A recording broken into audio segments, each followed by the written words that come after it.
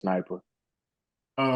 Yeah, man. But as it stands, regarding the present day Lakers with Dan Hurley no longer being a potential coaching candidate, where do y'all see this? How do y'all see this shaping out for the Los Angeles Lakers? Will JJ Reddick fill that position, or do y'all foresee somebody else taking on that role?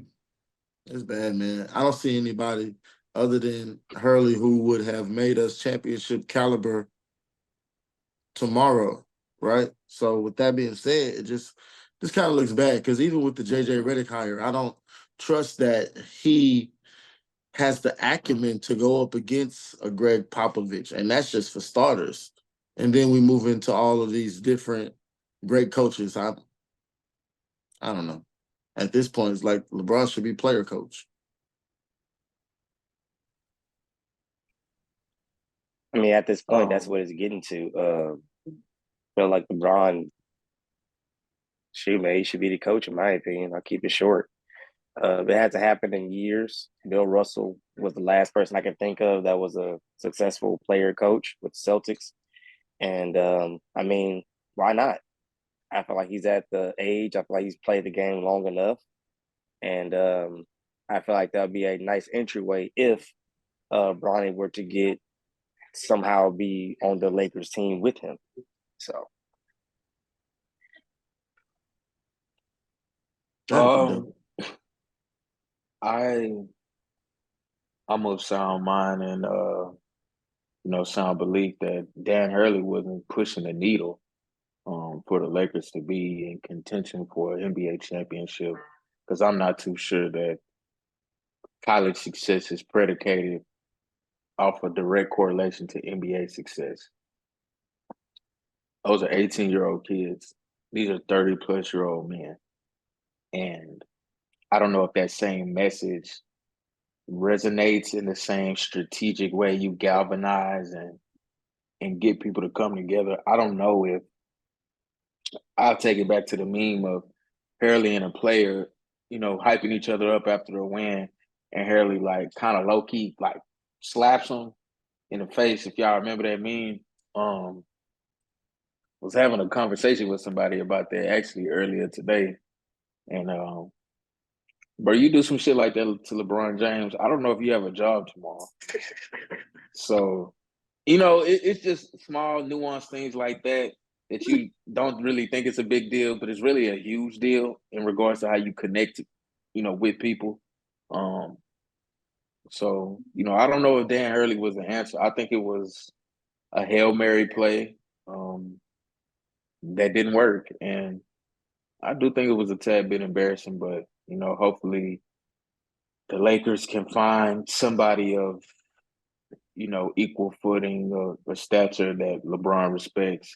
And I know it's not about LeBron. I know it's not a LeBron hire, but as long as he's still there, I mean, you got to take him into account, for any decision that you make. So Yeah.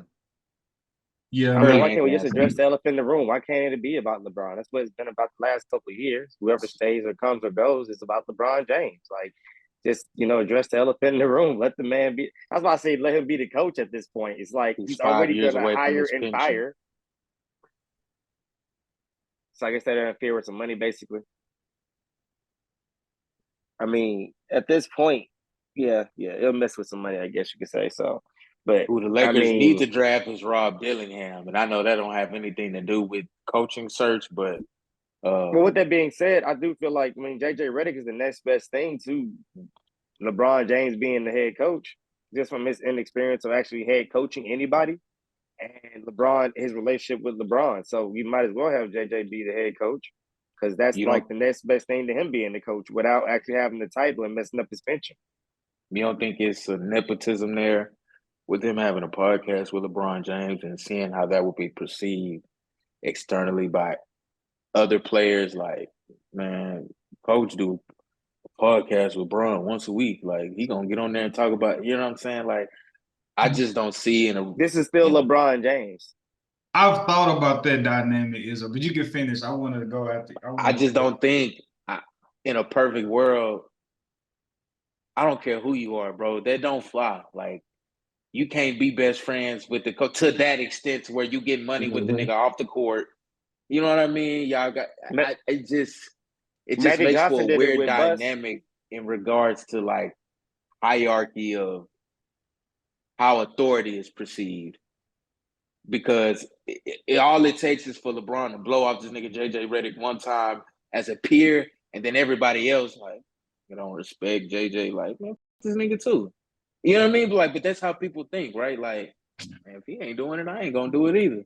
And like you Right. say, And with how close their relationship is perceived to be, you on the bench and you're not getting the minutes, and you like, is I wonder if JJ? this whole Bron told nigga Yeah, not to like put is me in. JJ putting me on the bench, or is this Braun benching me? Like I was. I And mean, at the from end of the that day, that's what perspective, it would happened with never the work. Lakers.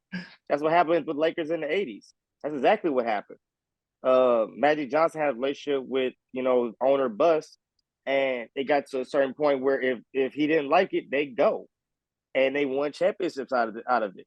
You know what I'm saying? It became a dynasty. And at the end of the day, like this is no different. You have the same exact bloodline that's running this company.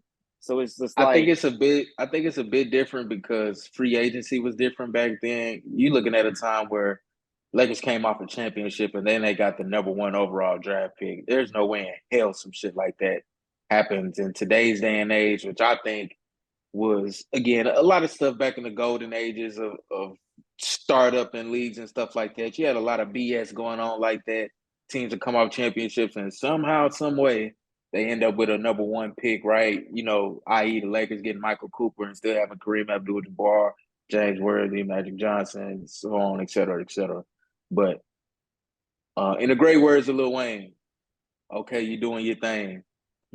When things Thanks, change. change. I mean, but at the same time though, like it's LeBron James, man. That's the difference maker. That's what like you said, nobody else can do it, but I think he's the only one. No other player in the last 20 years has been able to do the power moves LeBron has done. Yeah, they may have, threw a little hissy fit and got maybe one or two players moved, but LeBron has moved whole game plans around. Like he has had like and numerous starting lineups when it I comes to him and numerous teammates. Play with the whole league I think one of the off of his struggles, strength. Sorry, off of his strength though. I think that comes with finding a coach for LeBron is that GMs,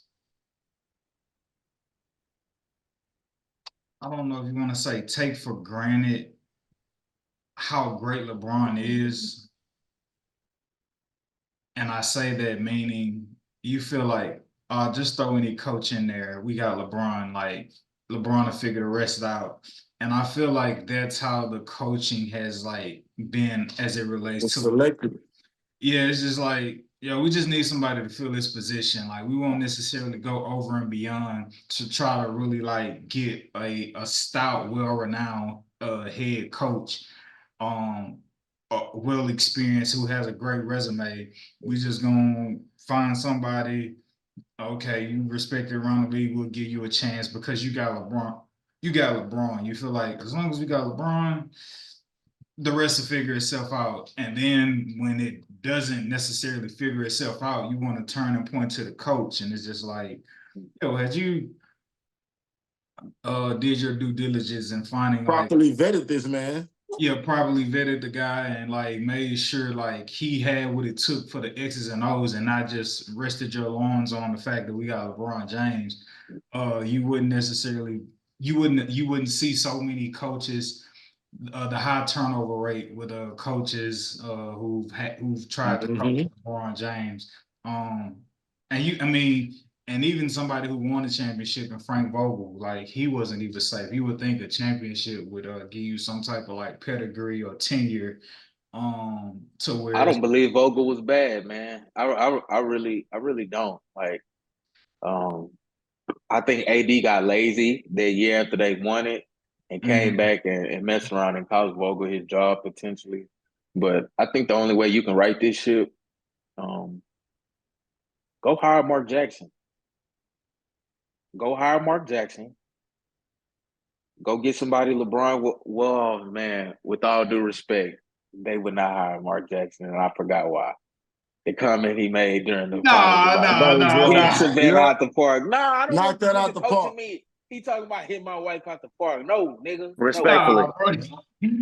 You gotta Definitely, I respect the knocked that out game, the park bro. too. You gotta respect the game, and Speaking of if he hit, softball, because she used to be a softball player. man, But now when I first heard like the full context, it made all the sense because I was just like, yeah, there's no way Mark Jackson was like that off the hinges. but he was. With Nah, uh, all bro, due ain't no way. respect, My boy said, with all due respect, I knocked that out the park too. softball, bro. Um, one last note on this situation. No Lakers head coach has coached more than 3 years since the 2010-2011 season with Phil Jackson. So since Phil Jackson, there's been no coach that's coached the Lakers more than 3 years. And even in that, you talk about wanting some security as a coach thinking about taking that position. It's just like I don't even trust that I'm gonna be around long enough to uproot my family, so on and so forth. But if they drop in the right bag, really matters not if they want to keep you, they want to let you go before your contract expires. They still got to cash you out. So yeah.